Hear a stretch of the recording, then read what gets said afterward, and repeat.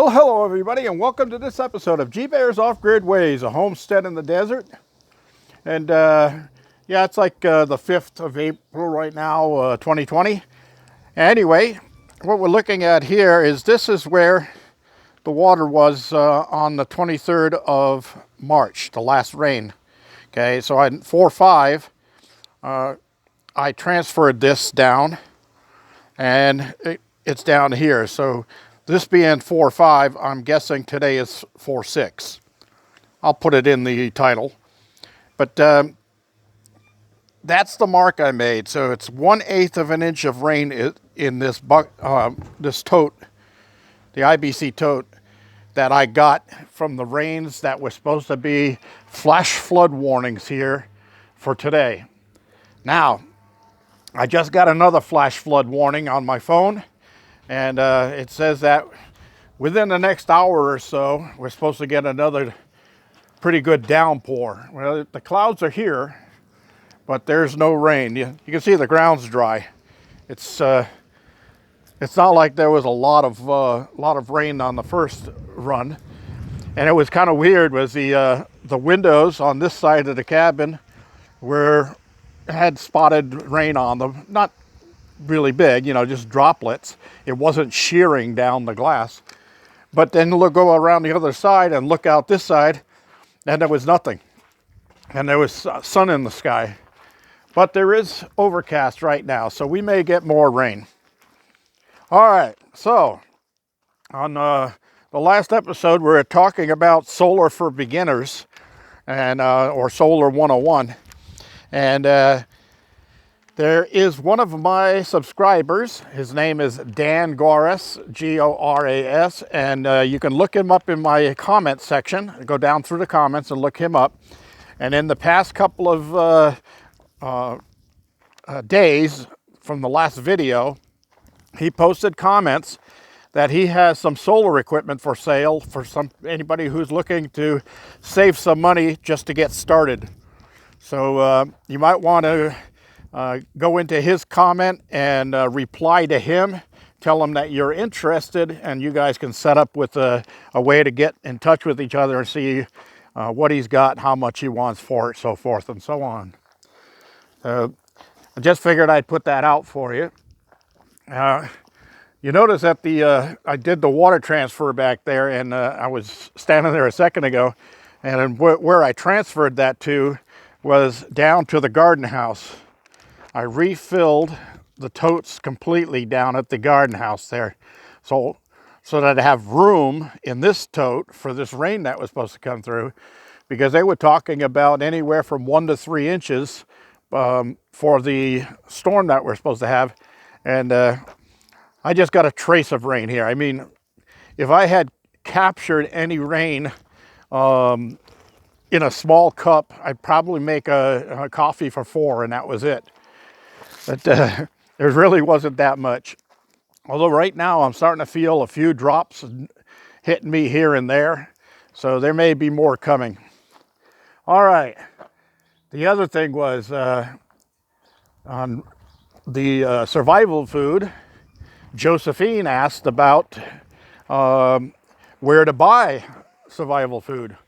Well, I went and looked in the boxes that of the survival food that I have, and there was a order form in there, and this package of survival food I got was called the Year 2000 Survival Food. I guess this was for the Y2K thing. Anyway, the company, I looked them up on the internet, and the company is no longer in business. And they've given up their trademark, apparently, so there's no need giving that information out. But if you do need to purchase some survival food, what most places are selling now are what the military calls MREs. That's meals ready to eat, MRE. Of course, when we were in the military, we called them meals rejected by everyone. But it's basically freeze-dried food in plastic packs. You just add boiling water to, or hot water to, and let it sit for a little while, and it reconstitutes it, and then you eat it up. Now, One thing to remember about MREs is their shelf life is 5 years. So don't buy 10 years worth of MREs thinking that you're going to be ahead of the game. You'd have to buy 5 years worth, eat them up before the 5 years are gone, and then reorder. So that's the only way to do it without wasting money on them. And I did look them up. You can Google MRE and it'll show you all kinds of places that sell stuff like that. And there are some other survival packs for hiking and camping and things like that. But the MREs will probably be your best bet. And when I was in the Army, we ate sea rations that were packaged in World War II, or before World War II, actually, or during World War II. And they were just fine. But that was all stuff that was in metal cans and things like that. They don't do that anymore. They make everything lightweight so that the soldier can carry a few packs of food with them and have enough for a few days to stay alive out there if they had to. Anyway, that's the word for today. I'm going to go get some chicken feed and make sure the chickens are fed before the next rains hit here. And I've got plants in my window here that in the cabin that are on my inside grow, especially the tomato plants that are already getting up to be about 10 inches tall. They've got like the 5th and 6th set of leaves on them already. I like to get those transferred out here, but with the wind and the rains and the heavy weather, I didn't want to do that until after these rains stop. And the forecast is for these rains to last all week. It's supposed to subside somewhere around Thursday.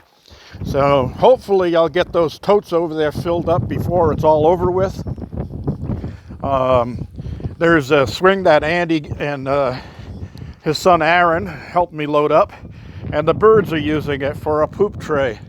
So I'm going to have to come up with something to handle that. All right, everybody.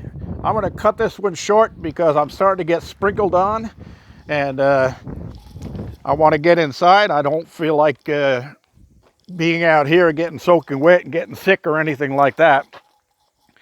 Oh, by the way, when I went down to pick up that survival food, I got a couple of clippings from Bill's tangelo tree, and I brought those back, and I'm going to give those a little bit more water right now. And I got some apple branches from my friend Sharon's tree, and I need to get those re-watered right now. But they look like they're holding up. We'll see how well it goes. I think I've tried just propagating them in soil before with these, and they just stayed alive. They didn't grow, and they didn't get roots or anything. So what I'm going to do is try to transfer these down to the garden house when the weather breaks, and see if I can't graft a couple of the smaller ones onto my apple tree and onto the pear trees that I have, because apples and pears should be able to go together on a graft. All right, these tangelos aren't looking too healthy, but that always happens when you do a transplant and try to propagate, although citrus trees usually propagate pretty good just by sticking them in soil. All right, everybody, this is G-Bear reminding you, give me a thumbs up down there. Don't forget, like my videos. And to the newest 5 or 6 new subscribers that came on yesterday, welcome aboard. You didn't comment, so I couldn't welcome you through the comments, so I'm welcoming you in this video. Don't forget to subscribe. G-Bear signing off.